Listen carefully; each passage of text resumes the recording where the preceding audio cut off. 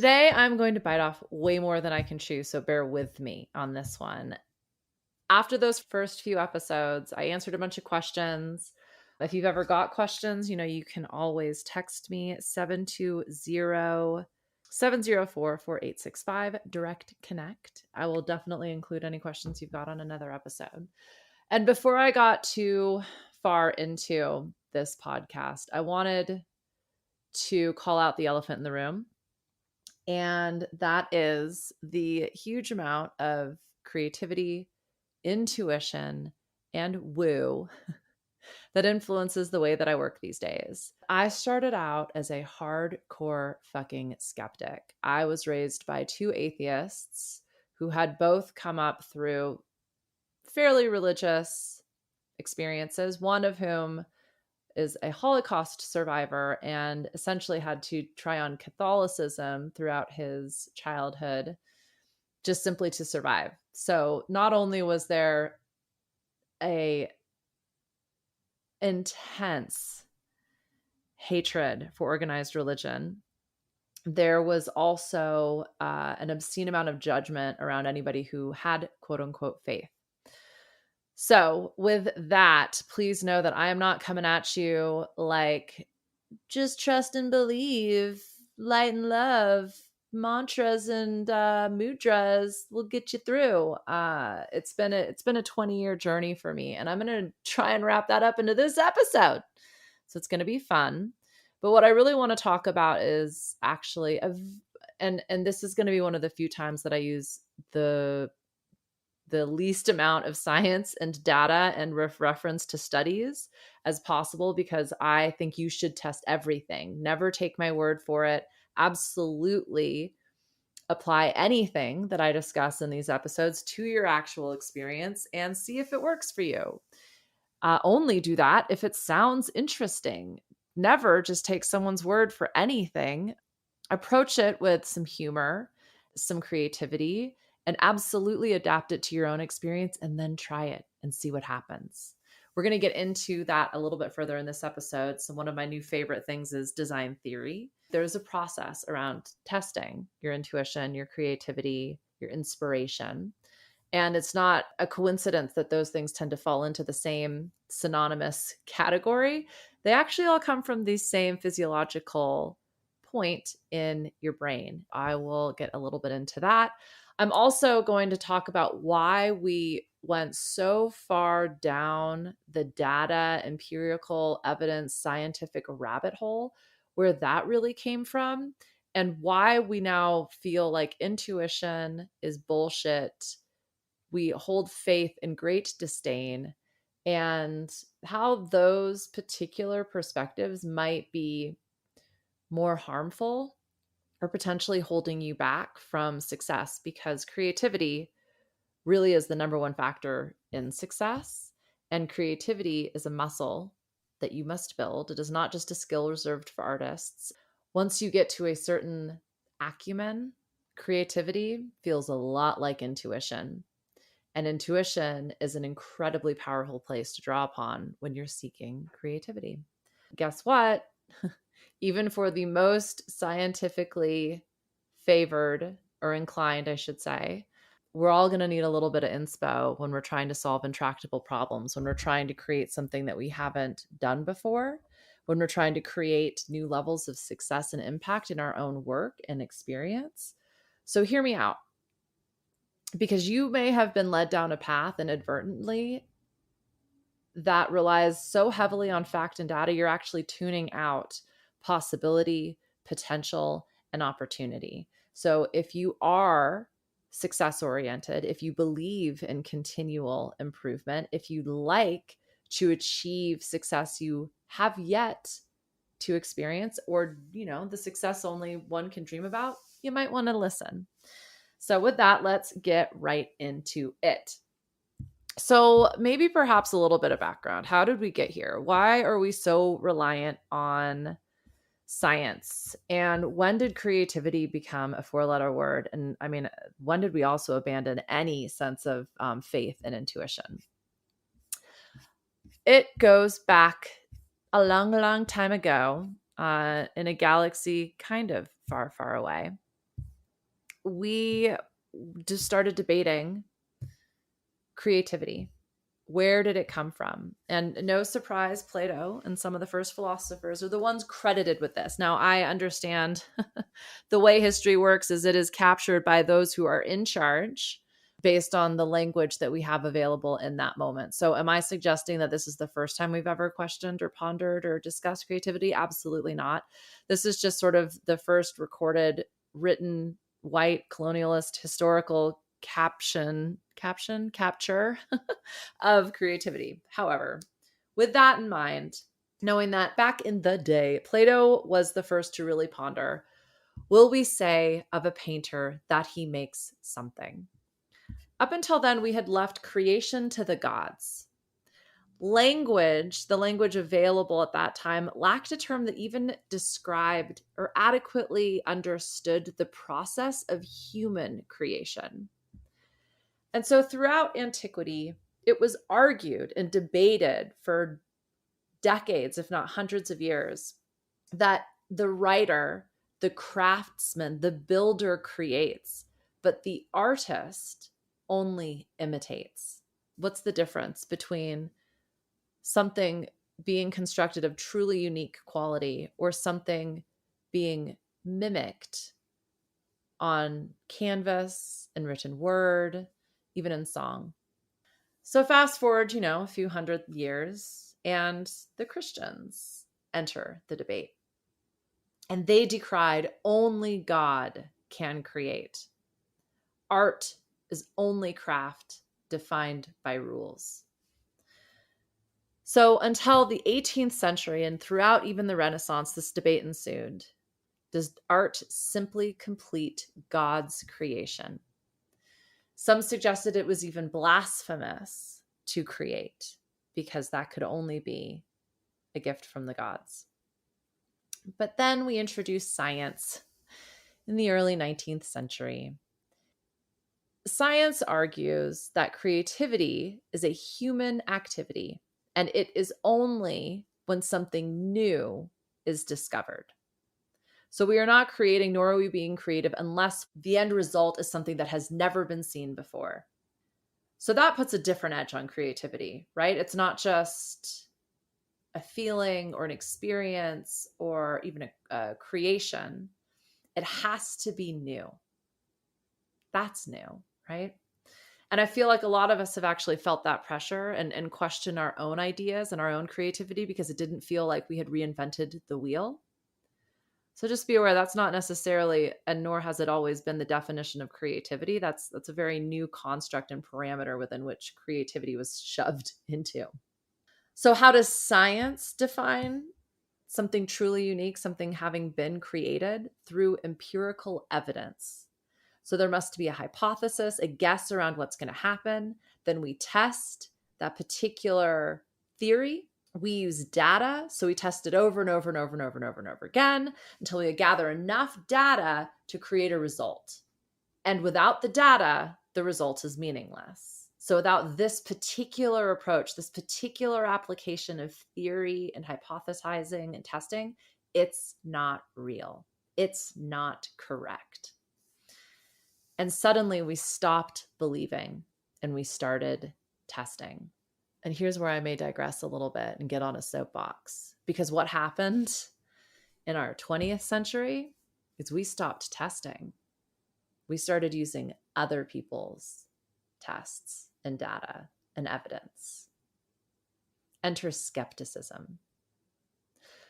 Now, don't get me wrong, skepticism is healthy. Critical thinking is healthy. Asking different questions to get different answers, that's how we come up with unique solutions. However, skepticism is when we stop asking and we stop trying. Because when we test, when we truly engage in an activity without knowing what the end result might be, with open curiosity, there is a potential for failure. And failure is hard. If we're really hung up with, this is where you hear, are you attached to the outcome? If you're attached to a particular test result and you don't see that result, it feels like you have failed. This is defeatist. This is discouraging. This is potentially expensive. It can cost you time. It can cost you resources and money. And if you're not the one even making those investments, it can absolutely cost you the success of that particular project, career, vocation, business. And there ain't no room in capitalism for failure and defeat. So, skepticism. Skepticism is when we defeat ourselves before we even try, where we allow doubt without trust, because trust is hard. Trust takes practice. Just take a second to think about something that you're doing right now that you're contemplating giving up on. Yeah, I'm sure something popped into mind, whether it's like losing 5 pounds or a new sales strategy or potentially a relationship. Now, if I guaranteed you, you will succeed 100%. I promise. Like, it's not even a matter of promise. I'm predicting your future. I'm telling you, guaranteed success. Would you keep going? I bet you would. Most people give up because they fear failure, and they justify it with this healthy skepticism, this critical thinking. And again, nothing wrong with that. No judgment. But when that starts to deny the existence of any faith, of any belief, of any creativity, and of intuition, ask yourself, is this helpful or is this harmful? Okay, so why does any of this fucking matter? The history of creativity, where skepticism was introduced, why it's now almost more prevalent than not? Because creativity is the number one factor determining our success. Creativity is the foundation for living a prosperous, fearless, successful life. It doesn't just help us paint a pretty picture or write an amazing song. It's also what enables us to create content that connects and sells. It's what enables you to meet new people and try new things and go to new places. Creativity is how we influence our world, instigate change, improve our communities. That creativity comes from an intuitive hit. So I'm going to digress into just a little bit of science because all of my naysayers, and you may or may not be listening to this, I don't know yet, think that intuition is bullshit. And, all of this spiritual mumbo jumbo, this new wave spirituality is brouhaha. And I know that because that used to be me. I used to think it was completely bullshit. This world is chaos. Faith is for the weak and the stupid. What's interesting is if you actually look at the science, I am talking about studies that have been happening for hundreds of years, citing people who you might recognize, like Darwin, Einstein, Freud, and Jung.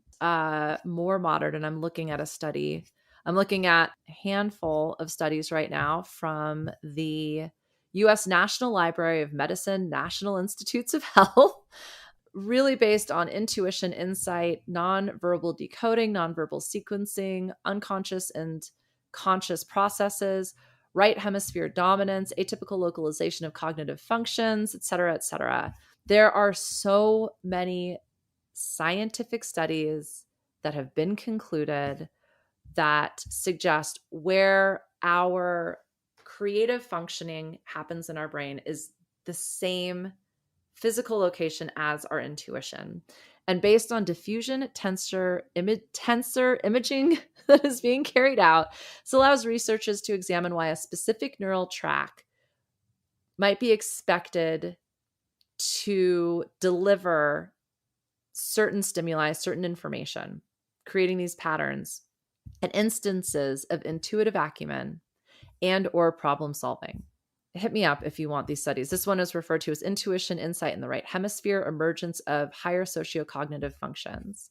There is another one that is, again, what I'm looking for here are studies that are taking multiple studies that have occurred over decades to draw conclusions. This one is called The Link Between Creativity, Cognition, and Creative Drives and Underlying Neural Mechanisms. Someone who I've read a lot of is Dr. Tara Stewart. She is a senior executive advisor and a senior lecturer at MIT Sloan. She's also an MD, a neuroscientist, and has written a handful of books. The first one, Neuroscience for Leadership, was the one that got me. But Dr. Tara jumped into the woo, and she has written 2 follow-up books called The Source, The Secrets of the Universe, the Science, and the Brain. The other one, Open Your Mind and Change Your Life. So you can see where I'm going with all of this. Once we start to flex our creative muscle, what we end up turning on is our intuition. And they are skills.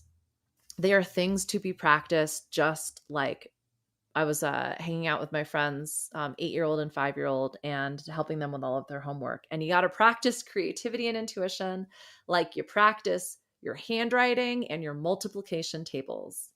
It is something that without practice, it will atrophy. And with some focus and with some daily attention, you will see exponential growth. You know, you're not going to go to the gym and be able to squat 150 pounds. Maybe if you're a dude, you can. But for us ladies, you got to work up to it. And you know, you're going to hurt yourself if you don't. And how do you do it? You start with a potentially no weight at all and just gaining some muscle memory, sitting in a squat position, holding that for 10 to 15 seconds, doing some other exercises and really building up to it. So once we start to build this creative muscle, we start to turn on our intuition. We start to build trust in ourselves, in our relationships, in our experiences. And with that trust, we can start to transcend fear. And this is where we start to allow our experience to expand, our success to expand, our relationships, our impact. Everything begins to change. We start to look at problems like challenges. And rather than simply accepting the world as is, we move into a growth mindset, which allows us to question what can change? What can I impact? Where do I have control? When we spin our wheels trying to manipulate our environment to ensure a specific outcome, it's limiting. There's a lot of judgment. Like, we're looking at this world through a problematic lens. These are problems. Something here is wrong. This is bad. I mean, that's judgmental at best, right? And potentially impossible at worst, because half of the things that we're witnessing or experiencing aren't our problems to fix. If we can look at them through the lens of what if this isn't a problem? What if this is an opportunity? Everything changes. And that's the difference when you'll hear me talking a lot about this in terms of binary thinking or going into battle. When we're just trying not to lose, it's a very limited opportunity. We're kind of looking at the world as, again, right or wrong, good or bad, better or worse. And really, we're just kind of trying to avoid worse, bad, losing. When we can step into this space of non-judgment, where it's simply information, it's simply stimuli, it's simply an experience, that's when we can start to make choices. That's when we find the space to go, how can I get creative about this? How can I create the win, win, win? And what's fantastic about stepping into that creative space is it is uniquely you. There is no competition in creativity because people cannot think the way that you do about a certain thing. This is also where your authenticity shows up. And this is crucial in business because what differentiates you or your service or your product or your offering, what makes you authentically you, your creativity. And where does your creativity come from? Your intuition. So one of the reasons that creativity is the number one success factor is that it is a commitment to continual improvement. Have you ever noticed, especially when we're in that real creative world, like a creative project is never done. You never feel like that blog is finished or the newsletter or the painting or the music or the advertisement or the graphic design or the logo or the website or blah, blah, blah, blah. It never feels done. The product offering even. That's why we have operating system 14.1.2. Each one of those points are an iteration on the original offering. When we approach from a creative place, we never settle. We don't allow the parameters or the rules to keep us stuck. We continually brainstorm, strategize, implement, improve, and keep going with that. It's an expansive process. And we start to see how everything can improve. We start to look for how everything can be improved. And it's not to suggest that it's broken or wrong or fucked. It's just like, ooh, I wonder if this could be a little bit better.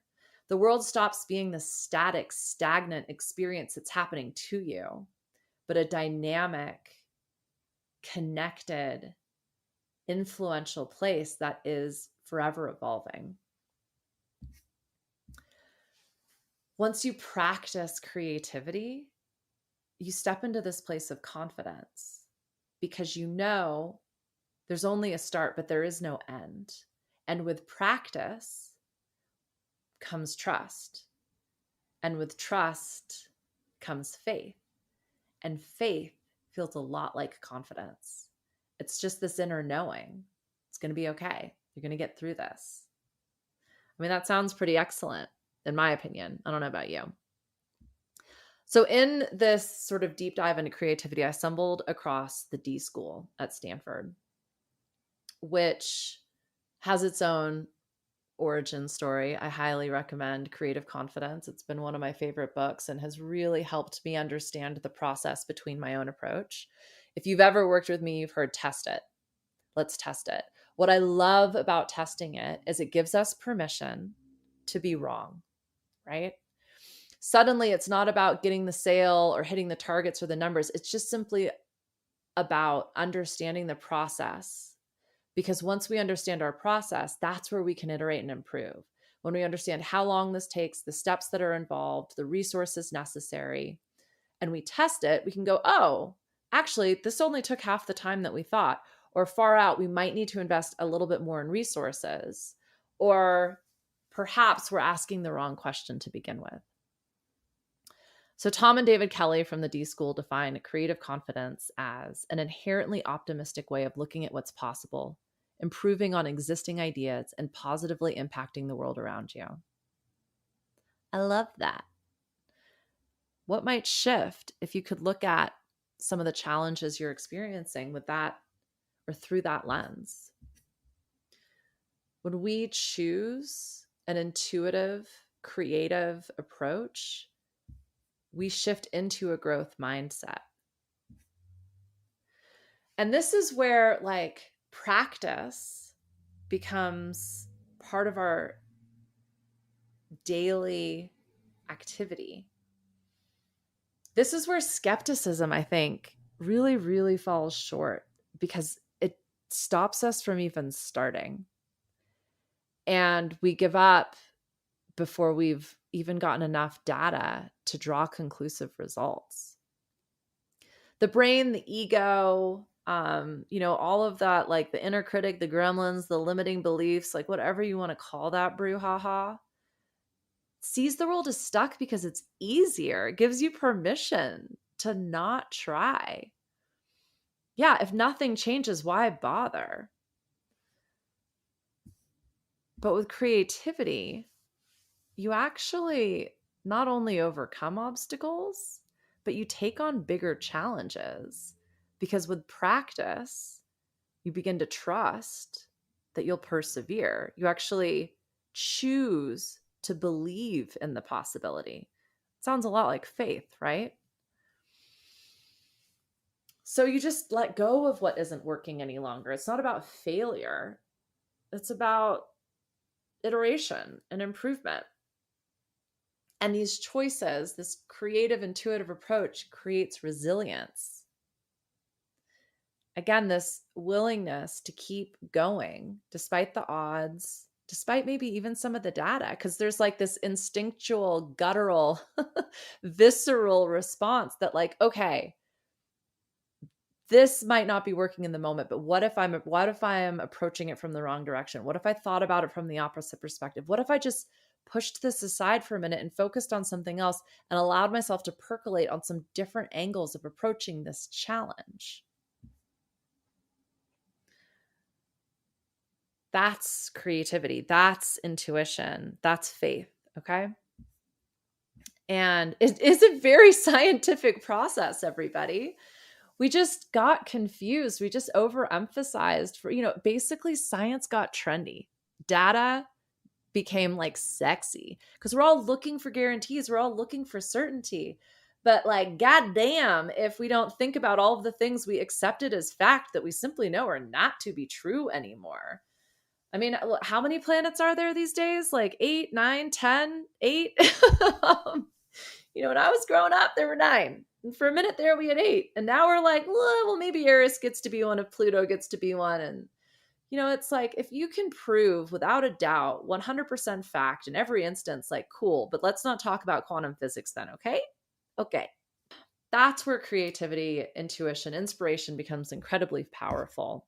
It gives us confidence, it gives us resilience, and it's the number one success factor. So practice it. How? And I'm stealing this directly from the D School. Thank you, Kelly's. Thank you for the design theory, because it gives us a step-by-step approach to creativity and even intuition for my woos. So first things first, ideate. We've got to come up with a whole bunch of ideas. And this is where skepticism will fuck you, because it like every idea, you start to argue with it. So just set that aside and start brainstorming. We've all heard that. What was the new mind mapping? Got real trendy there for a minute.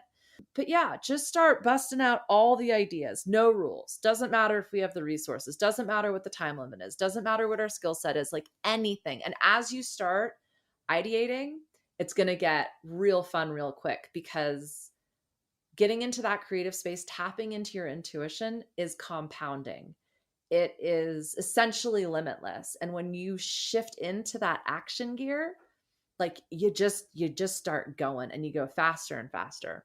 So please do not limit and give yourself as long as it takes. You'll start to, as you practice even this phase, you'll start to feel like once you get to like a state of exhaustion, or you kind of start to teeter out, or like things get real wackadoodle and like not very exciting, you can stop there. Next, what we get into is sense making. And this is where we start to look at all of the ideas, everything that came out, and use some pattern recognition here. You can easily start to collate these ideas and really kind of figure out what's going to work. Here's 3 simple filters, right? So just start with like, which one of these ideas do I love? Like, which ones really light me up? Short list, maybe 5 to 10. From there, for our perspective and for this podcast perspective, I'm talking to entrepreneurs, visionaries, dream makers, business owners, doers, right? And for the most part, we're going to be looking at our ideas in one of 2 ways. Is this something I really like? Do I love this? And can I do this? And then potentially, can I monetize this? So if we're looking to create a business or a new product or a new service, use the money filter. I'm assuming capitalism is still a part of your raison d'etre. So let's just be quite real about this. We live in a material world. The best metric for materialism we have at the moment is money, monetary value. So that's why I suggest apply that as a potential filter for where to from here. What do I love? What can I do? What can actually make money? And then which one of the ideas that made it through those filters can I make happen now?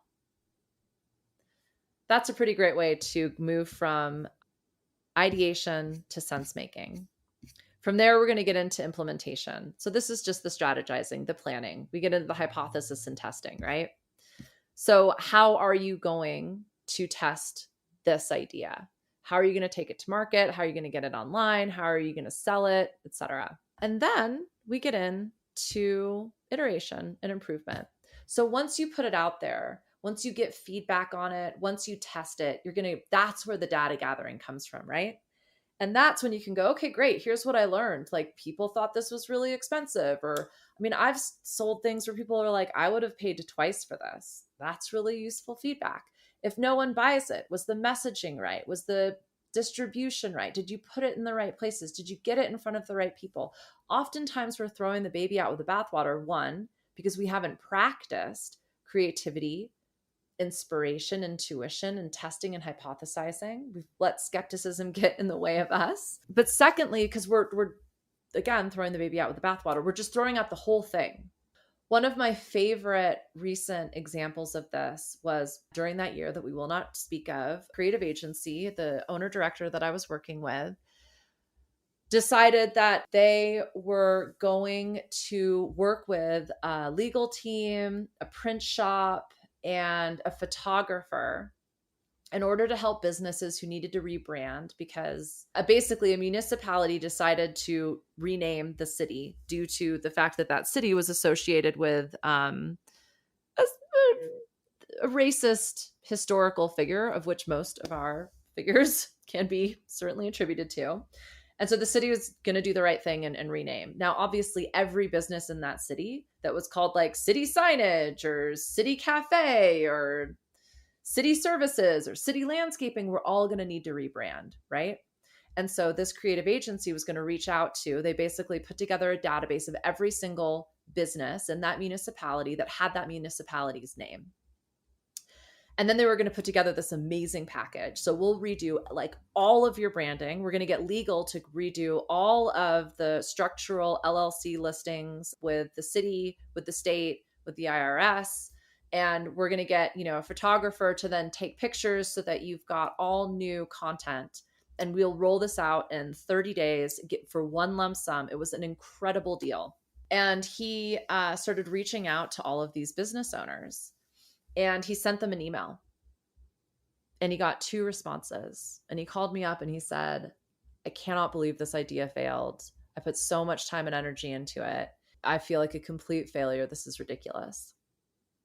And I said, okay, well, tell me about the 2 responses that you got. The first response was from a very successful business who had already stepped out all of these activities necessary for having to change their business name. And this business owner said, holy shit. If you had talked to me a week ago, I would have 100% taken you up on your offer. I would have saved so much time and so much money. I'm going to tell everybody that I know that you're offering this. Thank you for creating this service. The second response he got was from someone on city council who said, how can I team up with you on this? It is totally unethical for me to do so, but I'm going to forward this to all of the business owners in this municipality, this offer, and let me know how I can support you. So now I said to my client, okay, what about your idea did you think didn't work? And he's like, well, I didn't get the response that I wanted. Okay, wait, I'm sorry. What was the strategy? You sent a group email? Like you basically build out a database and you send a group email. Okay. How many emails do you get that go to junk? How many emails do you get a day? Do you think based on the 2 responses on you got, this strategy might be worth iterating and improving on? And he was like, well, what do you mean? And I said, well, maybe send another email. Maybe follow up with a phone call. I mean, if you called 10 businesses that you had a connection with and just said, hey, man or woman or individual answering the phone, however you might identify, I'm launching this new service. I've teamed up with a couple local businesses. Here's what we're doing. I've sent you an email. All of the details are in there. Are you interested? And just polled the audience. Do you think that might help? And regardless of what you think, would you be willing to invest another hour of your life to try and push this launch, this strategy over the line? And he was like, oh, yeah, I mean, I guess I hadn't thought about it like that. Creativity. And really, like, the idea of a phone call, intuitive hit for me. That just popped into my brain. Where did it come from? I don't know. I would much rather just be able to email everybody, but I'll tell you what, I get back to about 10% of the emails that I get within a week. And if you want to talk to me, text me, and you have my phone number if you need it. But if you really want to talk to me, you can find my phone number. It's not hard. With about, he probably put another 90 minutes into this endeavor, and he got eight bites. And from there, it rippled out. And so what could have been interpreted as a massive failure and time waste and resource suck turned into be an incredibly profitable exercise and a way to build contact and connection. So those now have become repeat clients for this agency. And what went from just doing not even a rebrand, but like a rename exercise became retainer clients, became rebrand clients, and became a real source of income for this agency. So I use that examples as a pretty obvious way of walking through the design theory process, but also suggesting that even creative people can think more creatively about what they do. And when that becomes a practice, when you start stepping out what creativity can do for your success, it's limitless. I'm going to wrap this up with two final discussion points, because resilience became a real buzzword post the year that we shall not speak of. Here's how resilience applies to creativity, to intuition, to trust and faith. Resilience, I think, is a very desirable quality. It's not just perseverance. It's that ability to, I think, persevere with levity, with lightness. It's to have a little bit of fun in everything we're doing. And that, fun is my number one. Ugh, it sounds so cheesy to say that. But why be resilient? Because it takes the drudgery and the struggle out of perseverance to me. It's like, it is that silver lining. It is that knowing that on the other side of every challenge is an opportunity.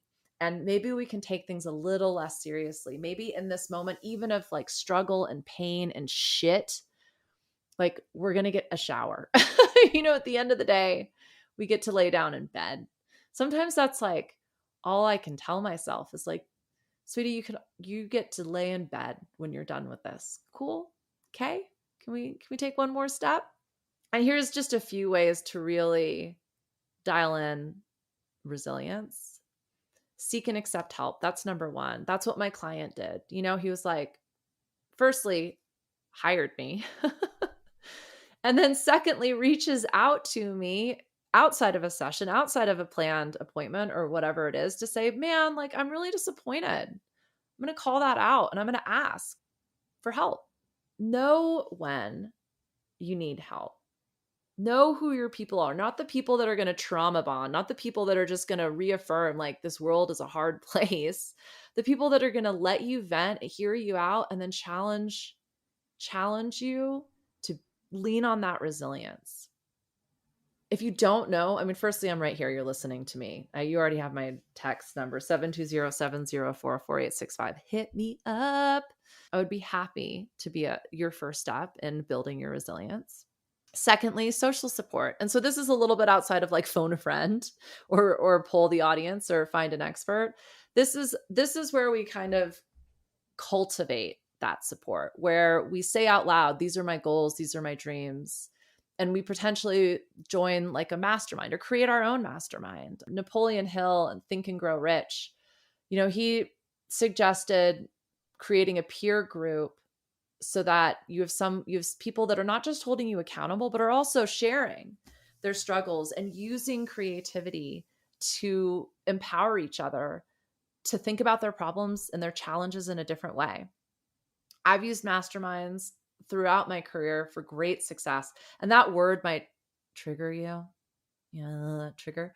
It can be 4 people that you just meet with every 3 months. It can be your squad that you're hitting up, on Friday night happy hours. It can be a mother's group. It can be any group of people where the purpose of that is support.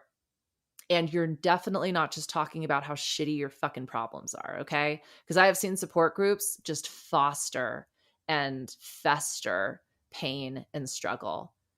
That is not this. And if you're in any of those, you know it because you feel more tired and more drained when you leave.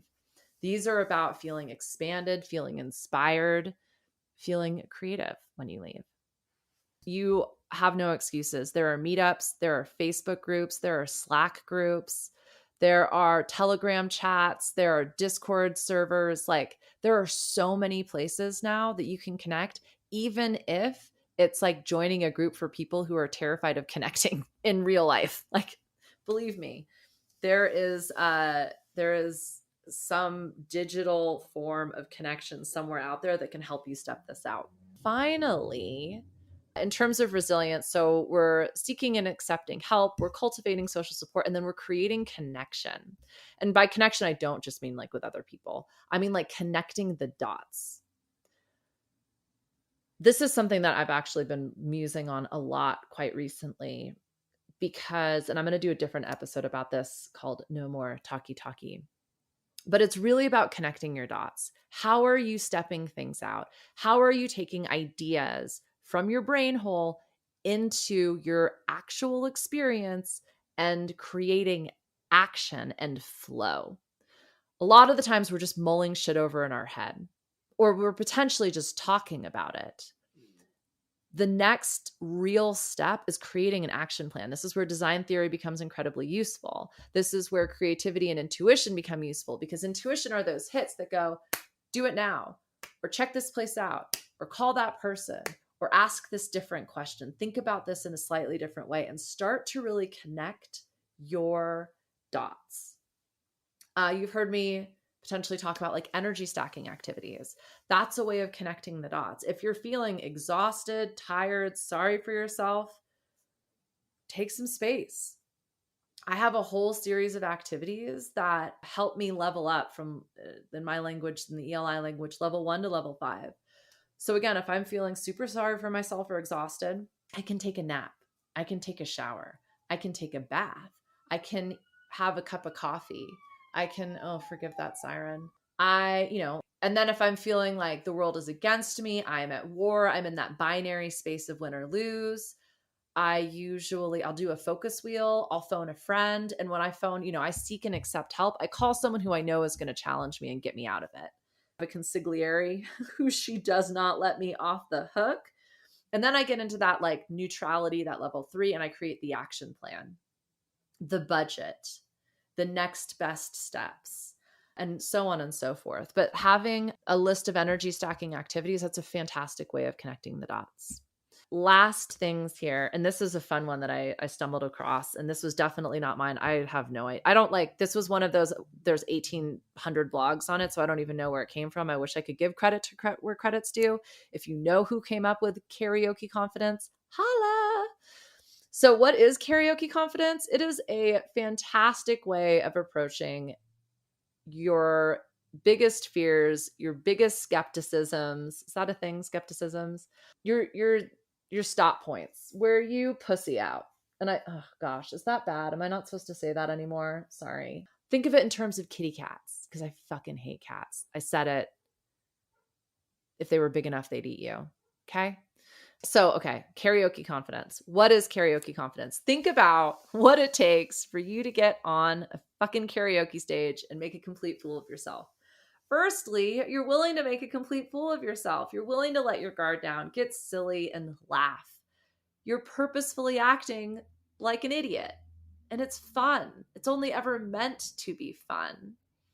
And in fact, like the people who take it, like, you've been at the karaoke bar when that like semi-professional singer gets up and they even have like the kind of choreographed dance and like this is their song. And it's like it's a pretty eye roll moment, right? So there's no better than, there's no perfect in karaoke. And again, like if you're trying for that, it's almost like you're doing it wrong. So you let go of the fear and the judgment and you just have fun. Like the worst performance is the truly unique and memorable one. So what do you have to do to be successful? You just sign up. You write your name down on that piece of paper. And then you sing your fucking heart out, way out of tune. It's a heart rate rising moment. And it's a soul feeding activity. It is joy and fun and connection and all of the things, all of the experiences that enable us to tap into our intuitive knowing, our creativity, and our inspiration. And it's when we let go and flow, to be super cheesy, that's when we really enjoy the moment. That's when we find our success. That's when we find our resilience. That's when we keep on keeping on.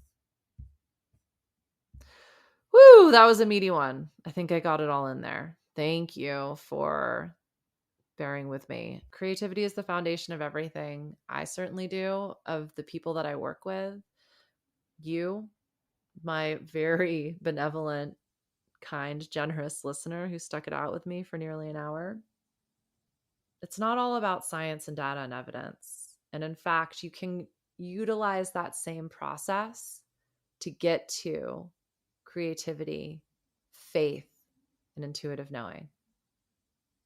I'm going to leave it right there.